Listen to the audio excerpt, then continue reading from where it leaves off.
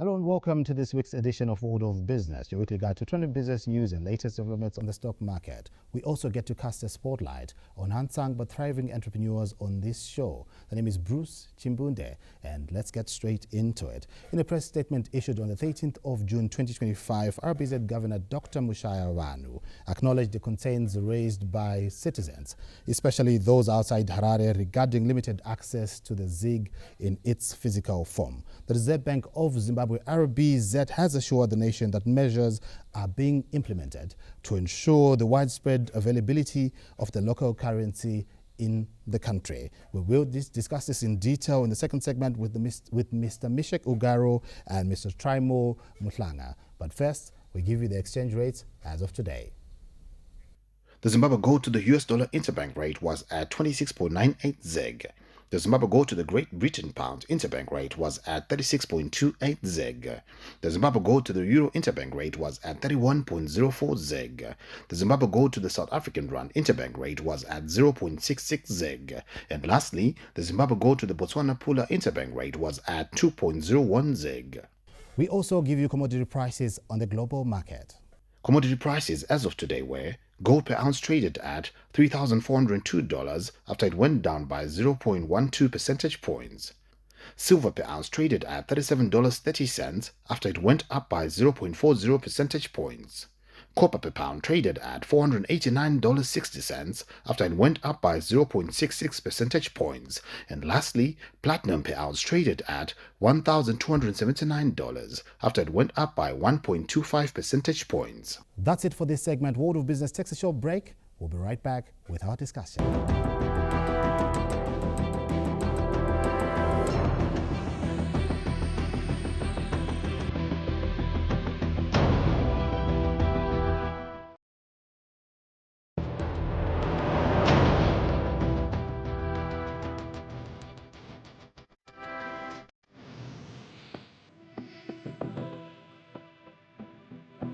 Welcome back to the second segment of World of Business. As alluded to earlier, in a press statement issued on the 13th of June 2025, the RBZ Governor Dr. Mushayavanhu acknowledged concerns raised by citizens, particularly those outside Harare, regarding the limited access to ZiG in its physical form. The Reserve Bank of Zimbabwe RBZ has, however, assured the nation that measures are being implemented to ensure the widespread availability of the local currency across the country. I'm now joined by Mr. Ugaro and Mr. Muhlanga to have this discussion with me. Mr. Ugaro and Mr.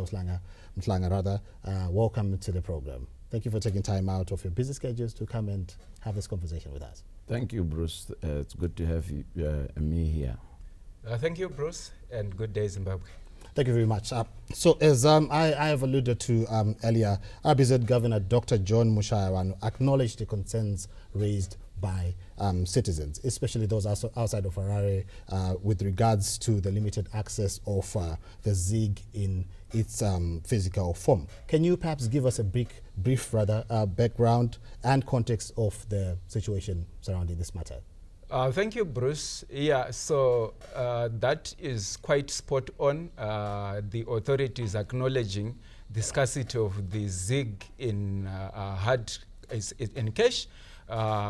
What you have found is that there is no shortage of ZiG in its electronic form. And usage and transactions in terms of both volume and value are increasing in terms of electronic on the national payment systems, but the hard cash is what's not been available. So the challenge you find where he mentions outside of Harare, it would speak to a geographical distribution challenge, but over and above that, I would still say even in Harare, we could do with a little bit more of the hard cash. So we have embraced the electronic payments as a nation, which comes with its own benefits. There are no issues of change and all that.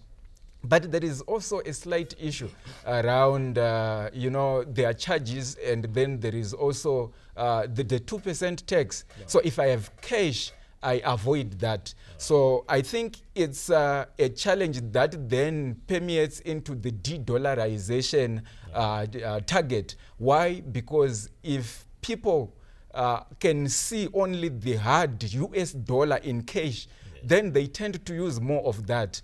So I think it's spot on for us to actually endeavor to increase the amount of currency in circulation as a percentage of our broad money supply. Thank you. That's very interesting. And perhaps talking about the scarcity of ZiG, can we perhaps say its scarcity has also contributed to its relative stability?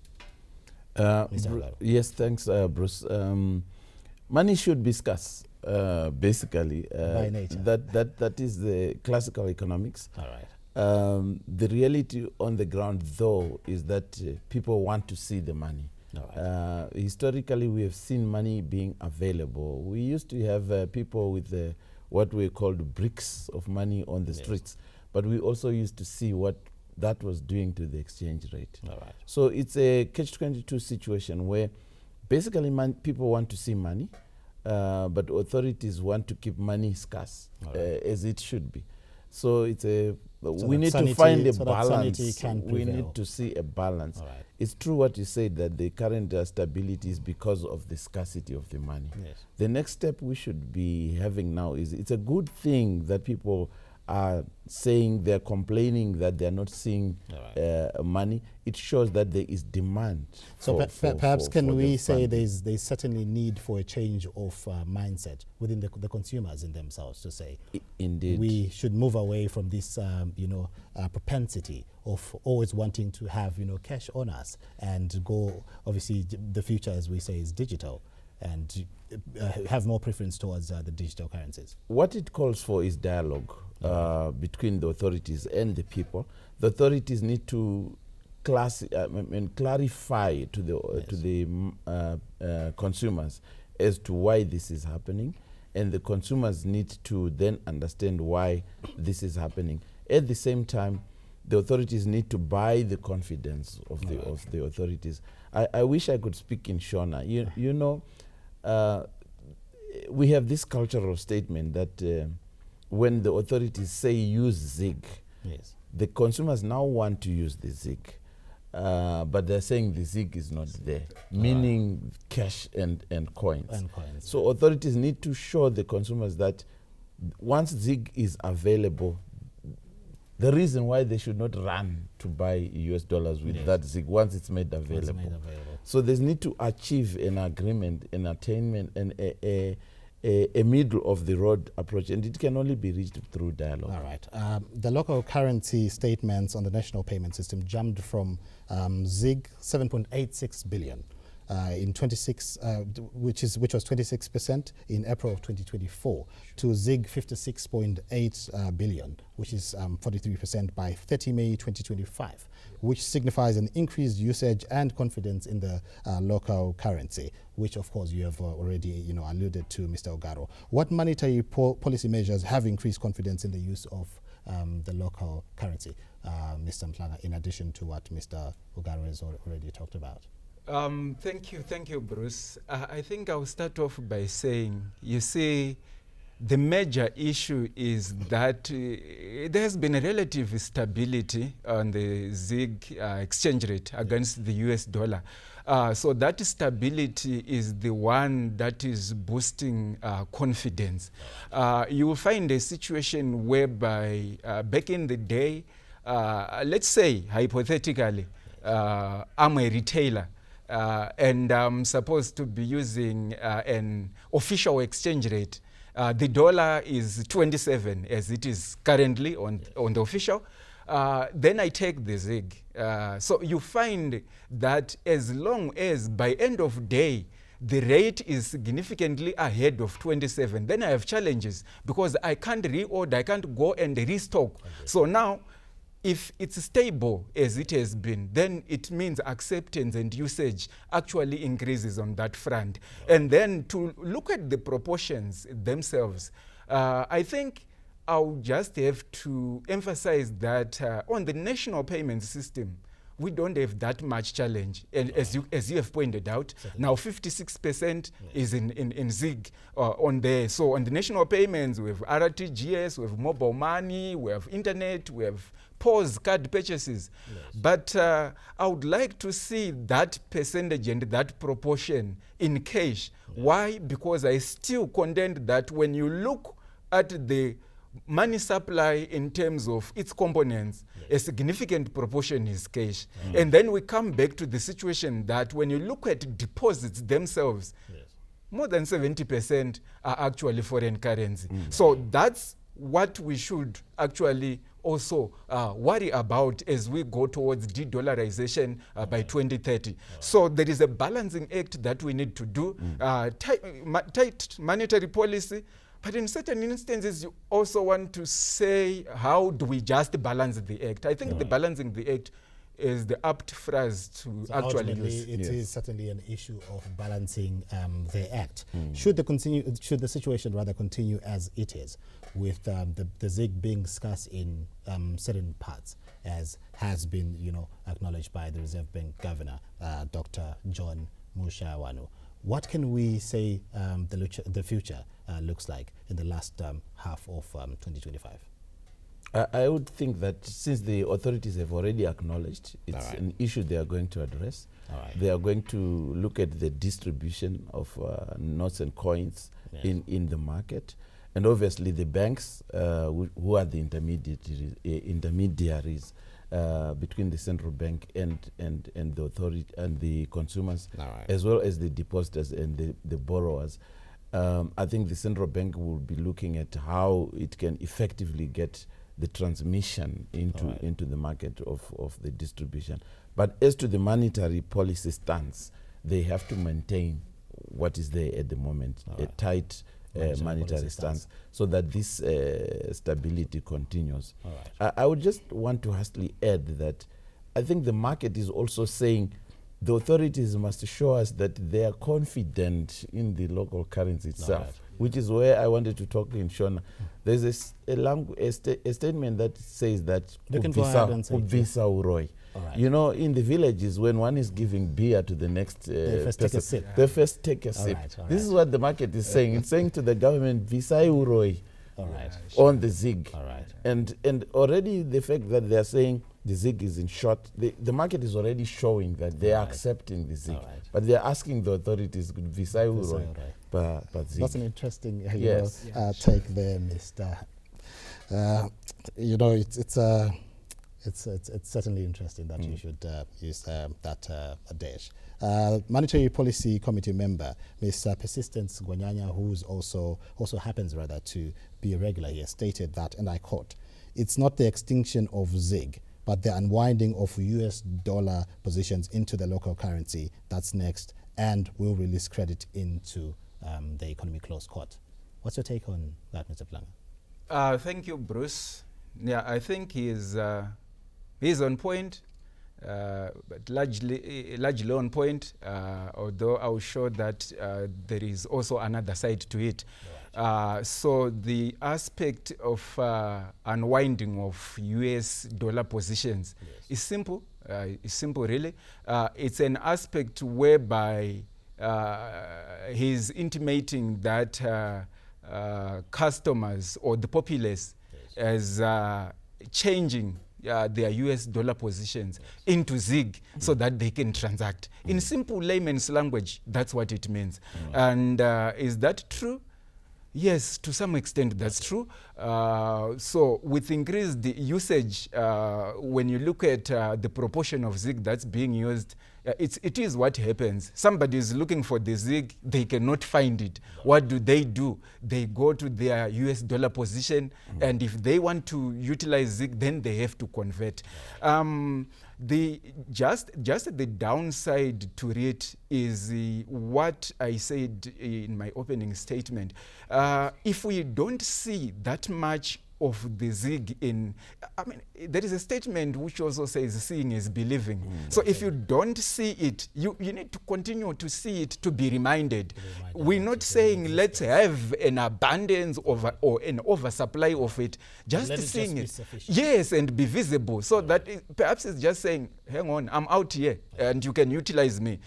So for now, we have had to depend on the electronic aspect or form thereof.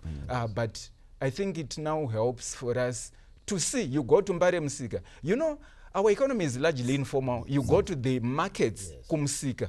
What they use is mostly cash. So if it's not in that form, then it becomes problematic. Yeah, it becomes a challenge. Seeing is believing, you say, Mr.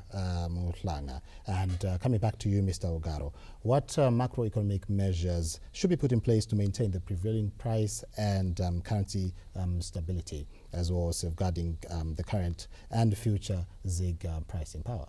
I think we should maintain the tight monetary stance, yes, as well as keep discipline on the fiscal side of things, so that which has actually been happening. I think the governor always says that since the beginning of the ZiG, the current account, the government has not at all overdrawn its current account in the central bank, which is good. So that position must be maintained.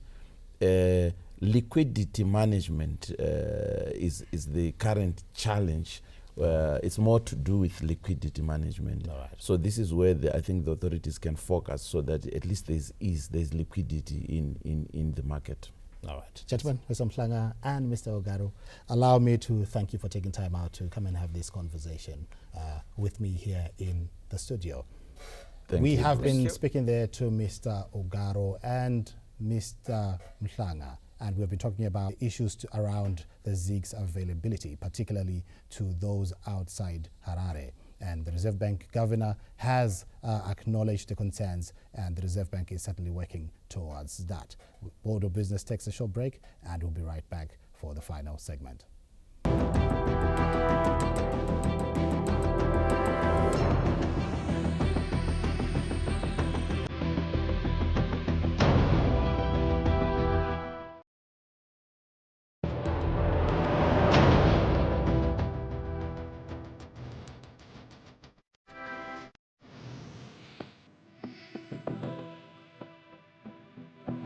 Welcome to the third and final segment of World of Business, where we get to cast a spotlight into our entrepreneur of the week. This week, our field reporter, Cellah Marere, spoke to Mr. and Mrs. Huku, a young local couple majoring in the manufacturing of leather products.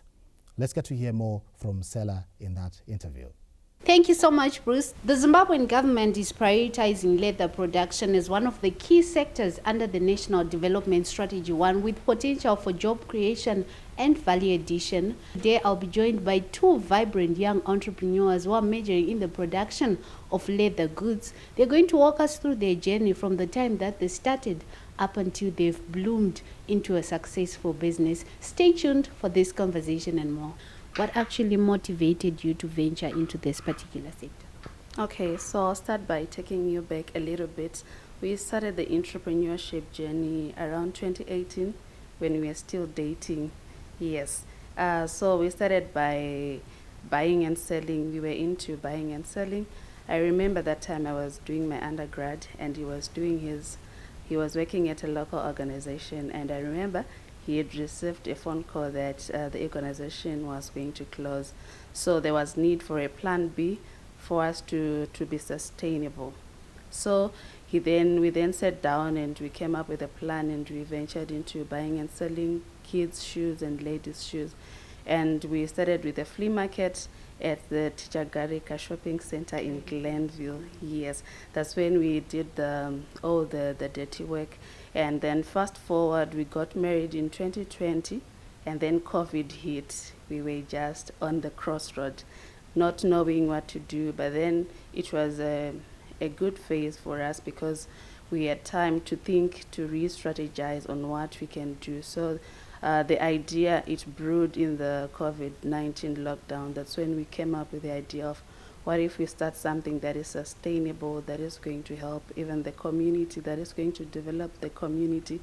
We wrote my researches, we did all the proposals during the lockdown. That's when it all brewed. What would you say outrightly about the operating environment in Zimbabwe, the business space, looking at entrepreneurship? Do you think it's supportive enough, or what recommendations can you give? Yes, I think it is supportive, because the greatest thing that you have to do as an entrepreneur is to be focused, determined, and put your all in everything that you do, despite the circumstances. Because if we had to look at the circumstance that was there in the COVID era, it wasn't favorable. But despite those obstacles, we had to pick ourselves from making lemonade from the lemon. How far have you gone with implementing this aspect of value addition, and how is the value chain like? Well, thank you. I will start by mentioning that leather is being processed locally. And then let me take you back to 2020. If you check statistics, Zimbabwe used to export raw hides worth 2.7 million and import leather products worth 31 million. Then fast forward to 2024, that's when you see, after the leather strategy was implemented or was launched by the Honorable Vice President Chimbunde in 2021, then we can actually see the development. The leather now was being processed into a product that is exportable, but there was a gap in the local market. If you check, it was exported as leather, not as a finished product. We are bridging the gap. We are becoming disruptors. We are making sure that when they process their leather, we take it, we make a product out of it that is exportable. So yes, we are contributing to the value chain. So both of you have mentioned that you identified a gap and you decided to fill in that gap. You've decided to add value. We not only now source the raw materials, but now we are creating value, creating them into finished goods. What are some of the challenges that you faced along the way that you could say maybe they need to be revised, they need to be improved in order to have a smooth flow of your operations? Okay. Let me give like the current situation in Zimbabwe. If you check the leather sector, yes, the government is supportive. There is a lot that the government is doing in the leather sector. But if you look at it right now, we are in the era of technology. So technologically, we are a bit behind. So I think there is need for more funding in the leather sector so that we copy up with technology and we move with the current trends. Looking at the broader national perspective, your initiative from the time that you guys started until now, how would you say that you are benefiting the nation of Zimbabwe? Leather is being processed, but there was no local demand to convert it into products. So at national level, we are participating in the value chain. Then secondly, we have created employment. And if you see, it's a youth-run organization. And for your own information, I'm the oldest here. So which means we work with youth. And we are helping them, empowering them mentally, to be positive, to focus, and also so that we are occupying them so that they won't engage in disruptive behaviors. Like right now, you know, there are drugs and all sort of things. So at national level, we are contributing with employment, number one. Number two, participating in the value chain. Number three, we are working to export through the partnership with Zimtrade. By the way, Zimtrade is our main partner here. So we are working to export. We are also reducing the amount or the quantities of the product that are imported, that are genuine leather. So we are creating it locally, selling it locally, and working to export so that we bring in forex. What are some of your biggest achievements that you celebrate? Okay, there are quite a number, but I'll just mention one or two. We have been a multi-award winning company. Since 2023, we have been getting awards from different organizations and on different fields. So it's one of the things that we are celebrating, and we are so happy that we have been recognized, and we are still being recognized as one of the leather companies that are doing so well in Zimbabwe. You spoke about us now having to shift from just producing locally. We want to export. We want to bring in foreign currency. What does the future look like? Like I said, in 2020, we used to export, like as Zimbabwe, to export raw skins worth 2.7 million and import leather products worth 31 million. Then fast forward to 2024, now we're exporting processed leather worth 35 million, and then we were now exporting also finished products, like the products worth $1 million. So it means there is an improvement. So if you use those trends, it means in the next 2 to 3 years, the graph is increasing of exports. So chances are high that we want to export more leather products. What's that one lesson you want to tell to that young girl, that young man who is listening to you with regards to entrepreneurship? Okay, what I would want to say is the most important thing is to start. Start from where you are. And you need to put your all in everything that you do. You need to be hardworking. You need to be passionate about what you want to do. And overall, you need to trust God. And that brings a wrap to this week's segment of our Entrepreneur of the Week, where we have learned that in an era where drug and substance abuse have become the order of the day, it's important for the youths to take the initiative to start from somewhere and eventually get somewhere. It's back to the studio. That's it for this week's edition of World of Business. Until next time, have a pleasant viewing.